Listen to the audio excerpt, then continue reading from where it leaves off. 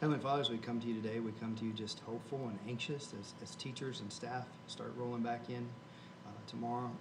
Lord, we thank you for the blessing of a new school year and what that means, the hope and the opportunity for a newness and a bright future for our students. Lord, we ask for your guidance and wisdom as we deliberate and as this board makes decisions that affect our students and our staff. Lord, we thank you that we have the ability to keep you first and foremost in those decisions. Lord, we lift up a family that's lost a young boy who's lost a father, and is now going into the custody of his aunt at Bronson Elementary, and we just pray that you surround him as he starts his school year, and that we know that we have a great plan in place to surround him and just lift him up at this time. So we thank you for all the blessings that you bestow upon us, and Lord, we ask that you keep us safe and that you just push this storm out and far out and not in harm's way for any of us. In your name we pray. Amen. Amen. Press the flag. I pledge allegiance to the flag of the United States of America and to the republic for which it stands, one nation, under God, indivisible, with liberty and justice for all. Thank you, Mr. Superintendent. I'll move on to item 3, which is adoption of the agenda, and I'd like to put forth, I spoke to council this morning. I know it was very paramount to have a quorum here tonight because of the business matters that we have to go over. But for good cause, I'd like to see if we can move every action item that the board has to vote on to the top of the agenda. And I do have a commitment myself, and that would be my good cause reason to move those action items while we have a quorum. And then Mr. Asbell at the very end, while we're just going over some regular items, he would become chair, and I would be able to be excused. Can we do that? Yes, we can. I mean, just any item that's going to be voted on, we need a quorum for. And so actually, I think as the agenda is laid out, we could move through all those items and just the chair would pass the gavel when we get down to superintendent and board comments. Because I think everything up to that point does require a vote. And minus out the public comments at the, Do those at the end. thank you, sir. So with that may I have a motion to it? So moved. Council, so is gaveling out the meeting not an actionable item? So, It's not something that we take a vote on typically. That has varied, that process has varied over the years, but it's not strictly required by Robert's rules. So. okay. So moved. Okay, I have a motion. Is there a second? Okay. I can be that second? Yes. Okay, I second it. All those in favor say aye. Aye. Any opposed, same sign? Opposed. Motion passes 2 to 1. Okay, we'll move on to welcome everybody to the board. And we'll move on to Mrs. Lake. So where are we ordering things? So so I think for a record, we would need to make sure we have the agenda properly noticed, and so. And I think everything from item 5 through item Minus 14, 11. other than 11, would be taken in order, and then 11 would drop down.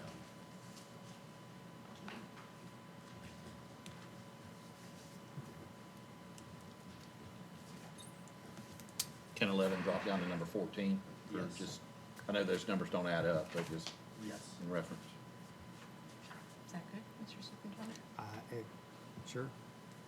I just want to make sure we have it for the record, Yes, sir. for the minutes, how Yes, it sir. is, so. So everything moves up, and 11 moves to 14.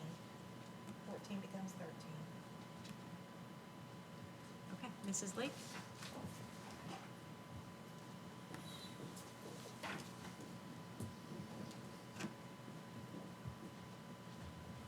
Good evening. Hello.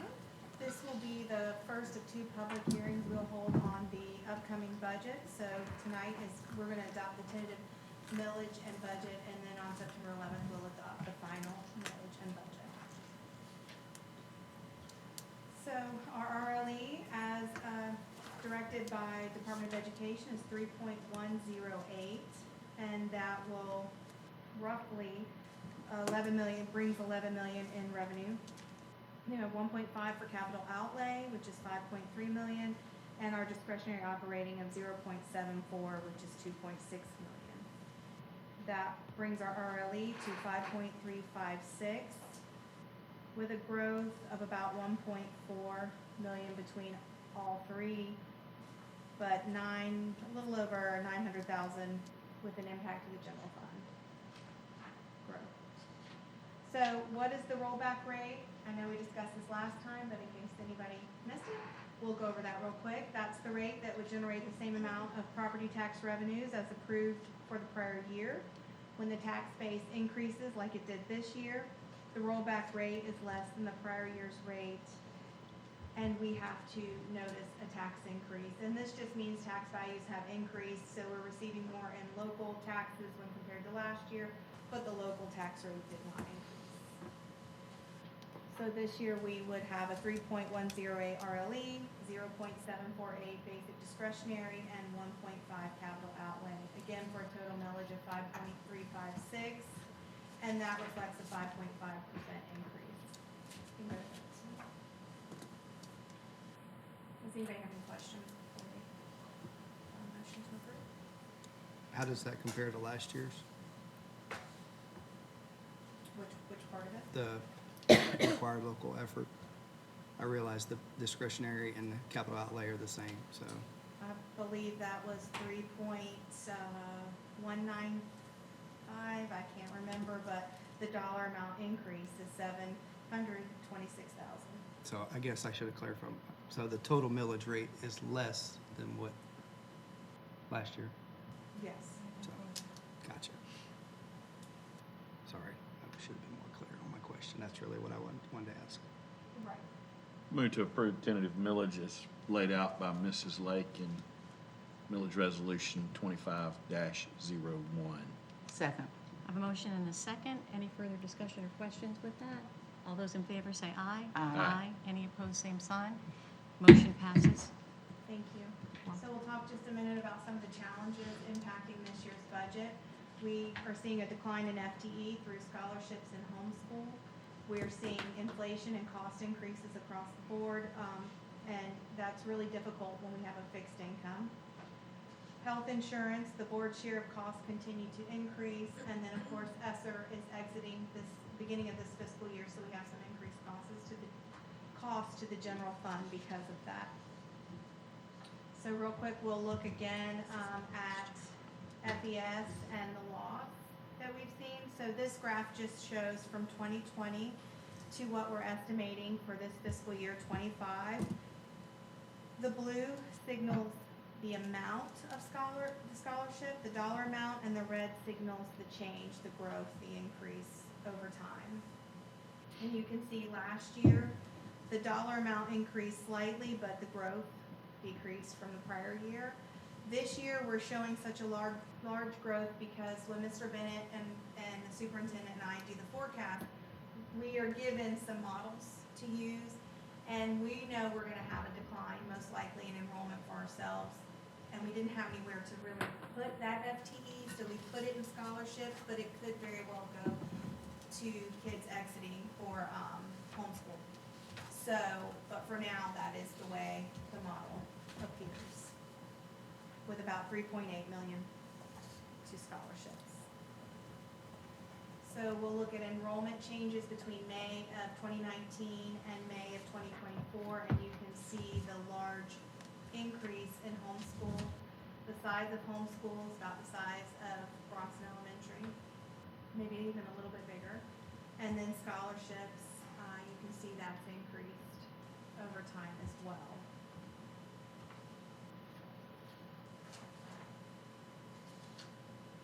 And the scholarship numbers are seeing such a high increase of kids that have never even stepped foot into our schools.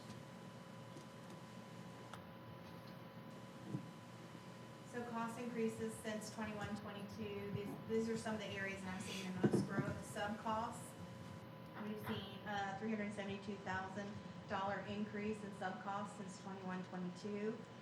Some of that could be training, some of that could be different activities, but that's really big. This year was $809,000. Is that the highest it's been? Yes. Yeah, I mean, that's always been high, but that's way up there. I've asked the question over and over, what could we do about that? Because that really is a lot. It is a lot. And part of it is the $15 an hour. So our subs were what, like $10.50 or $11.50 a couple years ago, and now they're $15. So some of it is just the increase in the rate of pay, but we are seeing more hours to subs. We've seen a huge increase in utilities, especially in the city of Williston area, especially in water and sewer. We spent over $2.3 million in that area this year with an increase of around $337,000, but that particular community has doubled. Risk management has increased. We spend around $1.1 million. And then expenditures that we're watching, we're trying to get a handle on, are some of those additional hours and overtime that's necessary to run the district. It's necessary in transportation especially, and additional hours are offered to usually teachers and for different activities. But those are very hard to predict year to year, and they can really blow up your budget. So that's an area that we'll have to manage. We'll talk real quickly about employee health insurance increases. The board has, I believe it's been at least the last 2 or 3 fiscal years, has bore the weight of the increase solely, no increase to the employee. But total board costs are almost $4.8 million. So we have 87% of the total premium is paid by the board and 13% by the employee. Makes me a little nervous over time how we're going to continue to support that.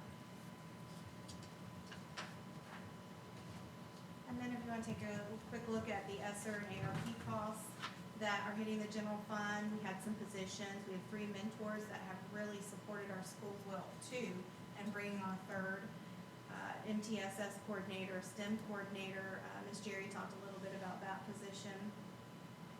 20% will sit on the general fund for that. We have some ESE and pre-K aides that have shifted over to the general fund. Again, that $15 an hour was really hard, or is really hard, for the federal budgets to maintain. The IDEA budget has not grown at the same rate since those salary requirements were in place. We have some technology that's coming over, some cybersecurity services. It's about $250,000 annually, but that's required for cybersecurity insurance. Traversa and the badge system, classroom monitoring softwares, and some security awareness training. Those are some licensing that will come over to the general fund. Total for all of that was around $768,000.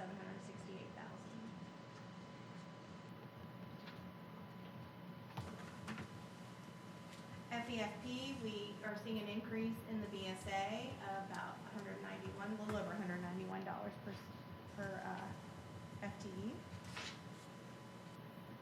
So when you look at the total state and local increase of almost 1.7, and you reduce it for your TSIA, so your teacher salary increase allocation that we still have to budget, and even though it sits in the BSA, we have to reduce for the increase in health insurance. We have to reduce for the increase due to ARP or ESSER leaving, and we have to show the increase to FRS, which thankfully was very small this year. This has been the first year in several that's been small. So when we reduce all of that, we end up with just under $300,000 in flexible funds.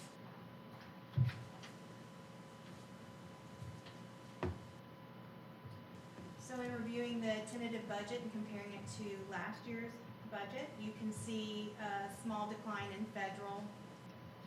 That's usually Medicaid, Medicare reimbursements, and just trying to estimate those doesn't mean we'll necessarily see a decline. We just do our best to estimate that from year to year. State sources, I've reduced the scholarships. I said last week when we met that the revenue for scholarships comes in and then an expenditure goes out, so I reduce it from my budget so it doesn't muddy the waters. we show about 289,000 increase in state sources, and we show about 606,000 increase in local, and then an increase in interfund transfers for about a 1.4 million increase in revenue. Our tentative budget expenditures, again comparing the proposed or tentative budget to last year. You can see the areas, we've increased 2% in salaries, 3% employee benefits. Those would be mostly due to the results of negotiations prior year. I'm sorry, let me back up. That would be due to changes in bringing in positions and vacant positions added. Your results of negotiation are in last year. Purchase services is up 6%. Again, that's where a lot of those increased costs sit. Materials and supplies, the 50%, it's because of the textbook adoption year and we have roll forward in there. They sit in materials and supplies, so that's where we put the budget for all the schools. That doesn't mean they're gonna spend their entire budget, but we have to budget it. Does anybody, that's a 3% total growth in expenditures. Does anybody have any questions or about any of the categories or what's contained in there?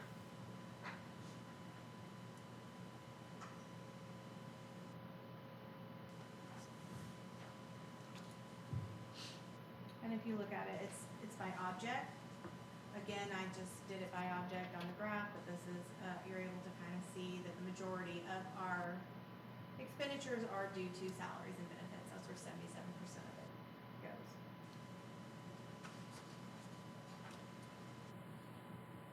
And then if we look at it by function, you can see that 55% is direct instruction, so classroom instruction. Then the next is 32%, which is general support services, so that would include everything from the principal's office, the district office, food service, transportation, all of that's kind of housed there. And then student instructional support, that's where your PD is, your instruction and curriculum, and so forth. Does anybody have any questions about those? It's the same as last time, right? It is. Yeah.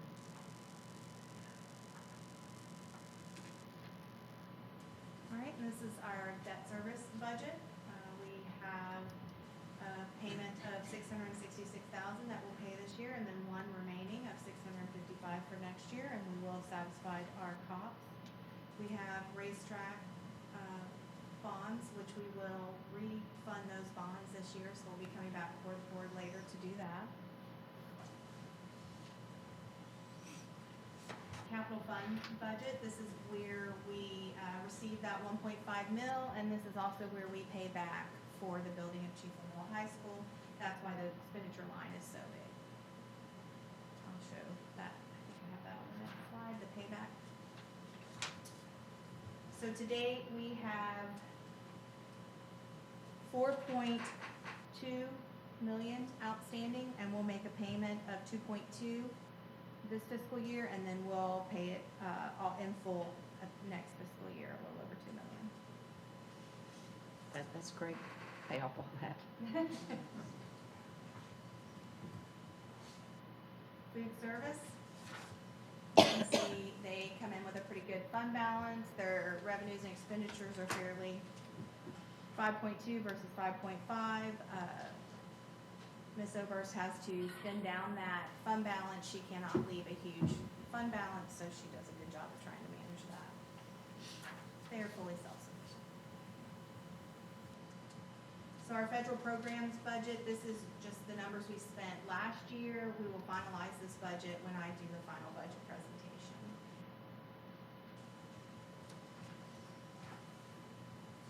And self-insurance, this is where we have our health insurance premiums. So you can see that we're gonna end up with around 4 million in our beginning fund balance. We anticipate revenues of 6.9, anticipate expenditures of 7.8, which would leave us about 3.1. We may have some final ESSER dollars that we will do to reduce some COVID costs that might benefit self-insurance. And this is the budget summary. This is what was in the newspaper, and this is what I presented at the proposed budget. Total budget with reserve of 118.9 million. Does anybody have any questions? How does that look to you after going through the process up to this point? Is that kind of what, It's a lot like last year, but Expected. there are some things of concern. Of managing those overtime, those additional hours, managing positions, managing those areas that can balloon very quickly, and of course, trying to get a handle on the utilities, which we don't control. true, I make a motion to approve the tentative budget and adopt the resolution 2502 to adopt the tentative budget. Second. I have a motion and a second. Any other further questions? All those in favor say aye. Aye. Aye. Any opposed, same sign. Motion passes. Thank you very much, Mrs. Lake. Mr. Lott? Good evening. Hello. evening. We have one change on the proposed policies, and I'll tell you how that came about. We had a request from our union, the LCEA, to sit down and talk about this particular policy on employee discipline. So we listened to their concerns.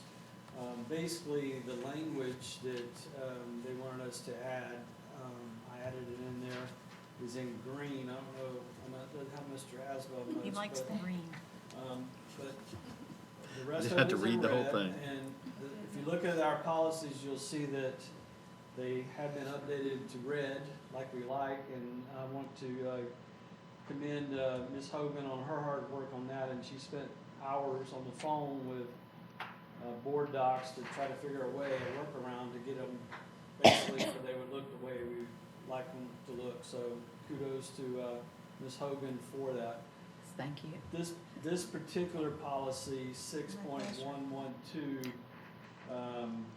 again, the language that they wanted us to add, and there's a sentence there at the beginning, and then they wanted us just to clarify and really make consistent. So it was actually a good suggestion, dismissal, termination, discharge. I think originally it may have just had discharge there, but if you look on the very last page of this particular policy, it already had, under forms of discipline, number 6, it had that same language, dismissal, termination, or discharge from employment. And then the very last sentence, it basically says that kind of mirrors that language to be added, where it talks about subject to relevant governing law and collective bargaining agreements where applicable.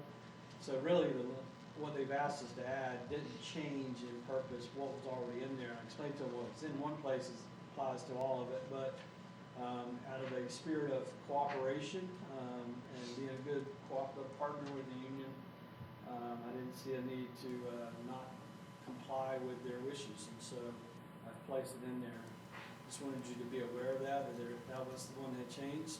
There was no other, on any of the other documents or proposed policies, there was no public comment or any request to change or questions or anything other than this one. So we'll make you aware of that.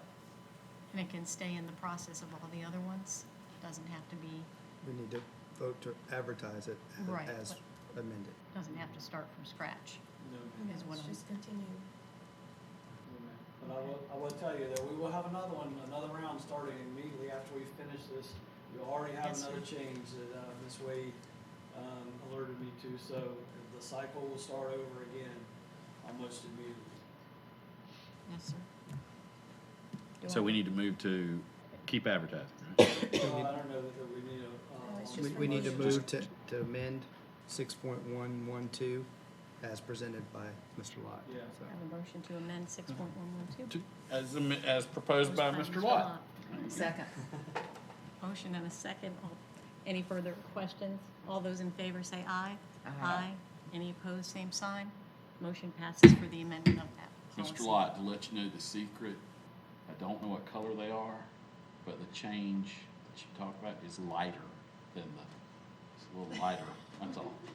Angela, you're gonna have to change That's the the font. secret. That's how we make it work, brother. I did threaten her, I said one of our board members, just so you know, one of our board members is colorblind, and if we can't get this changed, it may be a violation of, disability act. Use it any way you can, my friend. I don't know if that worked, but it got changed, so, I will say that this is better for me than the old thing, than what we had last time. Last time I was like, ADA oh, no, we'll never figure it out. Counselor, do you have that waiver for Mr. Haspel? Miss Oberst is sick, she's recuperating, and she asked me to handle this next section for her, if you don't mind.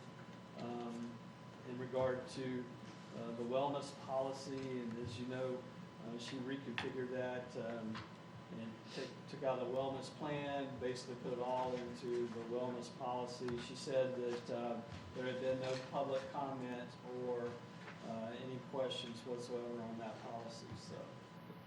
And I'm sorry, and maybe I misheard.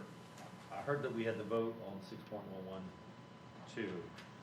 Do you need a vote from the board for any of the other policies? We did that last week. Okay. July Mhm. 23rd. Got it. And then the Yes, 6.112 This was the second is- reading Yeah, for zoning. so this is really a new policy, because we changed the language 6.1. Okay. Mhm. Okay, all right, Yeah, all this is Okay. from last time. got it. Any So- questions on wellness? It didn't change, right? Okay. Did not change, no ma'am. And along with the deletes. Thank the you, two Mr. Lott. deletes, all that was on there last time. Moving to Mrs. Young, please. And Mr. Hawkins. Good evening.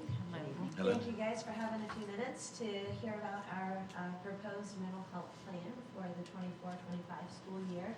I'll apologize in advance for getting it to you guys today. I don't know what happened. I realized I hadn't sent it to you guys this morning when I was driving to work, and I ran over here to get it sent to you guys, but I think I put together a real quick summary of the plan that we'll walk through.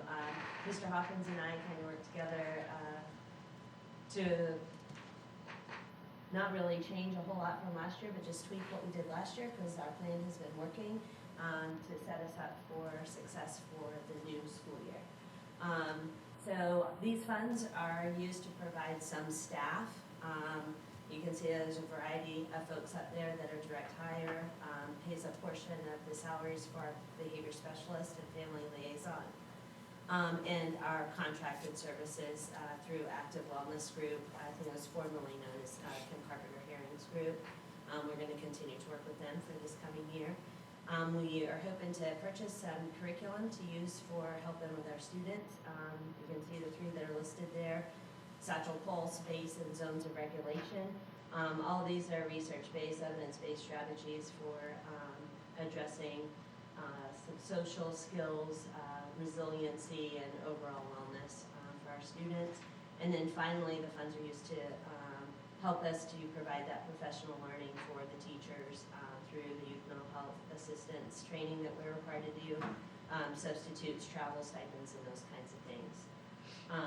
On the next slide, there you can see just some of the numbers of what we were able to help last year with these funds. These are the numbers that were tracked. I'm sure that there were other students that benefited as well, but we were able to help quite a few students receive some interventions that they may not have received otherwise. And I think it's worth noting that the vast majority of those services were provided one-on-one. So that was taking one professional every time we were able to touch that many students. So for this year, our plans are to look at how we can use these funds to improve overall wellness and resiliency for all of our students using our required instruction that the state requires that we're doing. And PBIS, or Positive Behavior Intervention Support, that's our tier 1, kind of what we offer to all of our students about behavior. We had most of our schools complete PBIS refresher training this summer to gear up for the coming year, to have things in place for all of their students, just to improve those outcomes on the front end.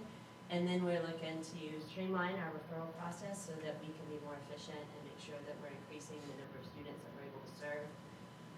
Our focus is really on resiliency through early skill development and intervention. We want to try to intervene earlier. I feel like this past year we were coming in when kids were already having a really hard time, and looking at ways that we can intervene sooner, so perhaps we don't have to intervene at such a high intensity. And then we're really going to try to do our best to make sure our schools are providing some school-based intervention before we're looking to outsource the supports that our students need. So what can we provide with what we already have? And looking to increase our use of group counseling rather than just the one-on-one, again, to increase the numbers of students that we're able to serve effectively. One more slide, I think. Oh, no, that was it. So that's the whole plan. Do you guys have any questions for us? How many students are you serving? We were able to serve, if you'll go back to that slide, 305 is what I Okay. thought through school-based intervention. And so then- we have and somebody then- at every campus. Yes, ma'am. Last year it was a little more need focused. This year we're starting off with everyone kind of getting the same, and starting off doing some group sessions and then building from there as needed. So rather than starting with all the things, we want to start here and see what we can do early before we're having to get to that level, and then we'll put those services where they need to be. Good. I thank you. liked your breakdown too on this summary sheet, the Thank you. direct employment, Yes, ma'am. you know, Thank you. lining everybody up. Any other questions? May we have your approval for this plan? Make a motion to approve. Second. I have a motion and a second. Any further questions or discussion? All those in favor say aye. Aye. Any opposed, same sign. Hearing none, motion passes. Thank you very much. Thank you very Yeah. much. Good support. I should have introduced my arm candy. Mr. Superintendent? Yes, Madam Chair, you'll see the resolution to continue participation with the Small School District Council Consortium. So it's a very valuable resource, so partnering with them, they also do help with the small counties, but a very valuable resource. And also that is the group that I was recently elected chair to serve. And I don't think they went up in price, did they? They have not gone up in price, I believe, in 4 years. So in the 4 years, it had probably been 12 before the last time.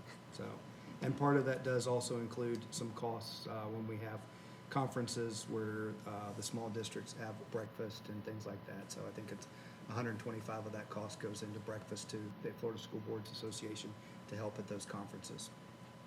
I think it's a very valuable thing for us to have, and look forward to our new school board members participating and, and getting all the emails. So, Very I was informative. going to say, I believe Ms. Baxter's already been so.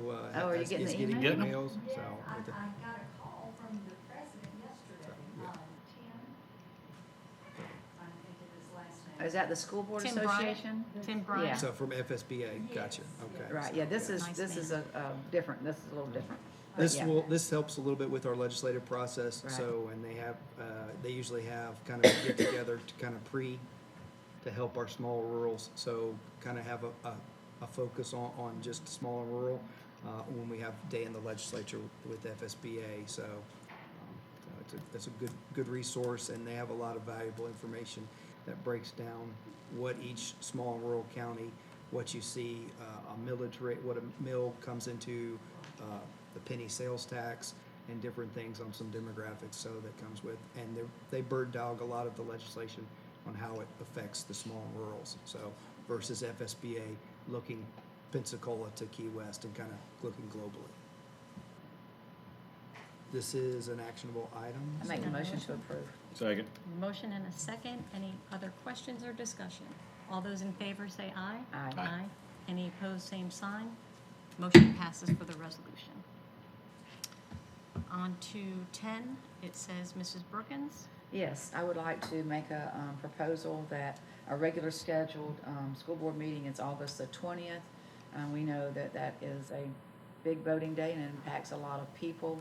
So I would like to propose that we move our meeting to the 19th or if there's a better day, you know, whatever, but if we can move it to the 19th, if that date is open to help everyone, What, I'm making that motion, or I'm proposing it to bring it up so we can vote on it. what time would, It would be the A morning. morning? Yes. The regular morning time. You're saying there's people around here that I think there's Got people something around going on here between that may want to, you know. my only thought would be, are the other, without a full board, so we don't run into the same circumstance that we did tonight, do we know if their schedule is clear to move that? That would be my only thought, so we have a quorum. They have both committed that they are clear. So if this moves forward, that they would be agreeable to that date. So I'm gonna put that in the form of a motion to move our August 20th meeting to August the 19th on a Monday at our regular board scheduled time. and I'm on second. I'm sorry. Okay, Oh, okay.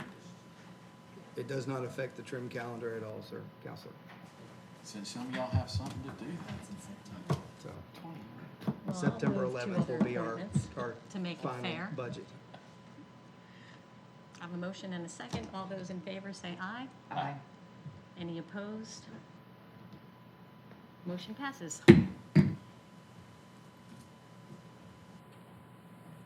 And we'll move on to approval of the minutes for the board meeting on July 23rd.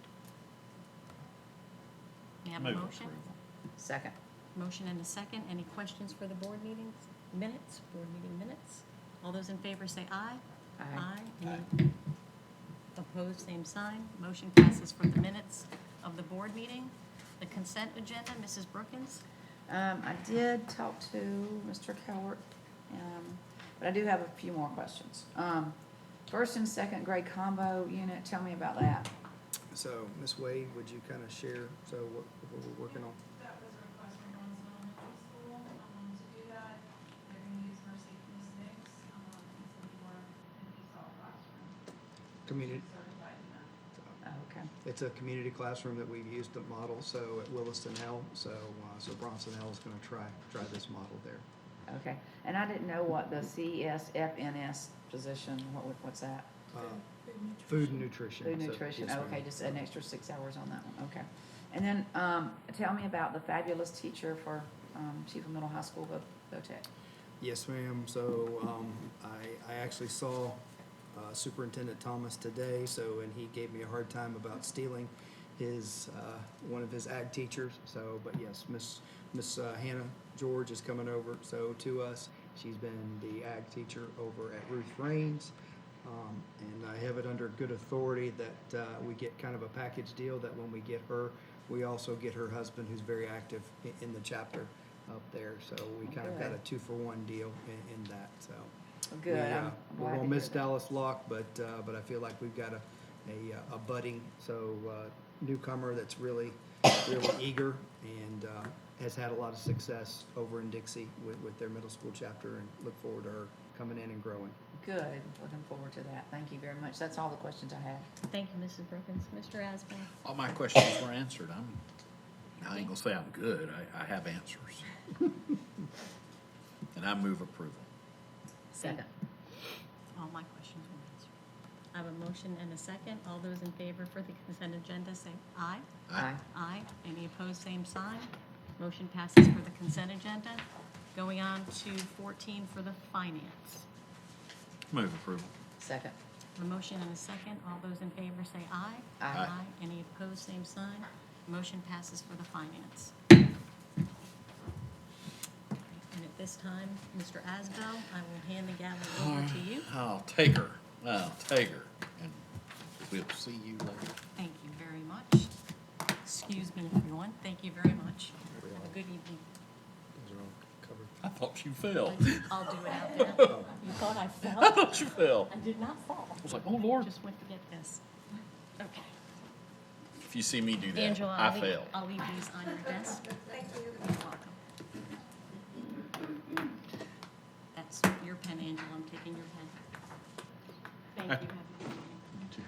After renumbering, we'll now, is there anyone here from the public that would like to address the board? Seeing none, we'll move on. Mr. Superintendent. Thank you very much. So I'm excited to report so that today I had the opportunity to go over to the Kennedy Space Center and start the process with Space Florida and what that, so unfortunately I didn't get to go so we had a meeting basically to sign and be a part of the process of starting this, so I didn't get to go and see an astronaut or do anything like that, so, but I did bring good news that because of this program, so it's gonna create some new opportunities, so with Space Florida, and what that will mean with our kids is the current CTE programs we have in trying to find the walkways and the pathways to mirror them, to see what jobs that will help benefit our students and what certifications will give them a leg up to go into that. And then ultimately, the goal of this will be that as Space Florida and as they look to bring companies in to the state, that some industry will come into Levy County and we will have created the pipeline so for pathways and for future workforce for those companies. So it would be a beneficial of creating a new tax base, but also some jobs for our young students that graduate from us. So that's a positive, so excited about that opportunity and want that. So we are one of 23 districts in the state of Florida that are engaging in this and piloting this program. So we're stepping out there. So we're 1 foot on the moon right now. So with the excitement of what that brings. Oh, that So, sounds good on the moon. That sounds cool. so, teachers and staff will start rolling in. So we had, I mentioned about the 3 days of Elevate Levy and what that's meant.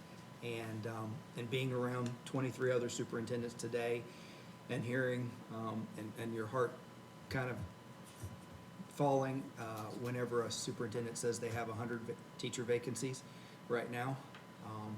And we're sitting, I think, at about 4 vacancies. Is that correct? So, so if you remember going back 3 years ago at this time, or at about the second week of July, we had about 58 vacancies. At the start of school 3 years ago, we had about 30 vacancies. And here we're sitting at 4. So I think that's the hard work of the people in the back of the room. That's the hard work of our principals. You see the return on investment for those district mentors, and adding a 3rd one, I truly attribute it to that. And I think that's the reason why we've been able to cut back so on our vacancies and retain people and keep people in their spots and help bring them along, knowing that as we're getting people that education is not their major, that they are truly being supported by the district and having a path to success for our students. Any job, you start a job, it takes 3 to 5 years to truly have your feet under you, and we know that, and I think that's a really positive thing that you see.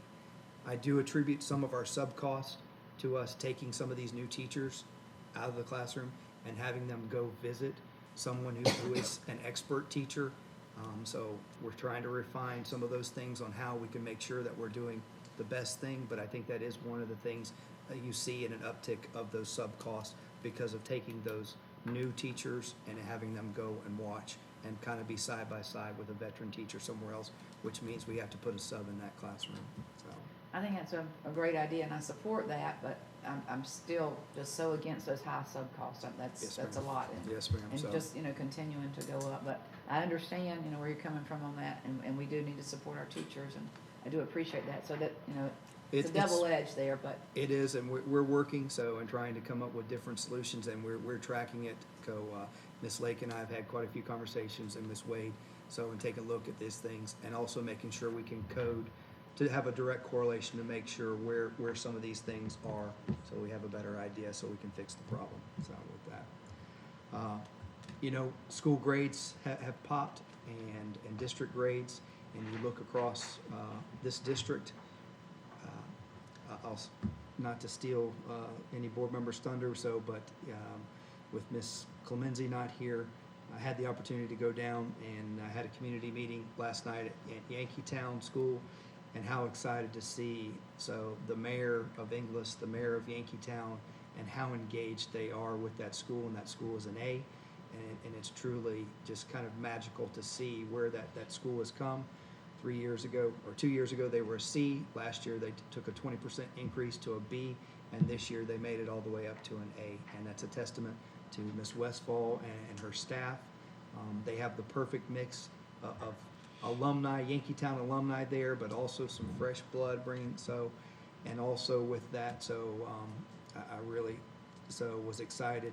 They were awarded a $20,000 STEM grant from Seco Electric yesterday, so really, really positive thing.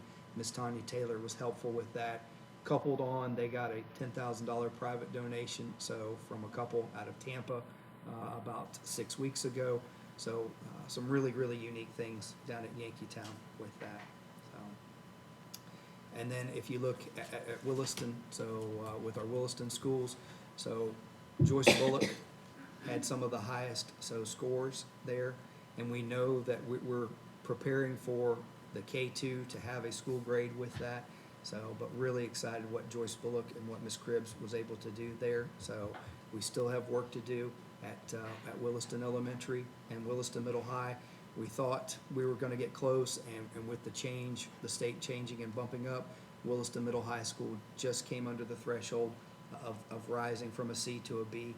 But Dr. Hancock is doing an excellent job, and she met with Mr. Lott today and really has some good plans to continue the growth there at that school. I won't steal anybody else's thunder to talk about their individual communities, but you see, as a district, we've improved for 4 years straight, and we've risen up, and for the first time since 2011, this district has been a B district for 4 straight years. And that's a testament to the students, it's a testament to our teachers, and the people in the back room of how hard they work.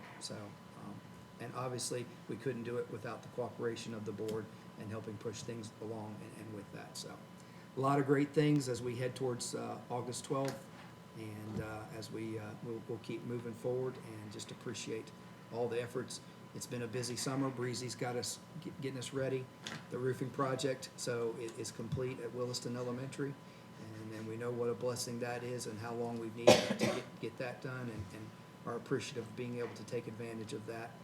And along with that, we filed a grant to be able to tackle some roofing projects at Yankeetown and Cedar Key through the State Department of Emergency Management Mitigation Program. So we're anxiously awaiting the reply. So our application, Mr. Lott put it in, and he's received that, and we look forward to getting back positive news on that. So, thank you, Mr. Chair. Thank you, sir. Mrs. Brookins? Well, I appreciate the superintendent's comments, and I really like it, Mr. Superintendent, that you moved your comments at first. In fact, we can just stay in our regular order that I'm used to. Yes, ma'am. But those are some really great things that are happening. I'm anxious about the Kennedy Space Center. When will that actually, we have the meeting, but what will happen with the students So with at the that, schools? it will go into place this year. Ms. Taylor is working on that. This was kind of the infancy stages with it, of how to try to provide the crosswalks on the current CTE programs that we have, and then as we grow new programs and making sure that they align to the industry certification, the master credential list, on how that the state has put out. But we will be in place this school year, and we will be moving forward with that. And also, we're hoping, I actually gave my card to a lady who works at Blue Origins, and trying to create some ways that we can go take some students and go visit their rocket assembly over at Cape Canaveral.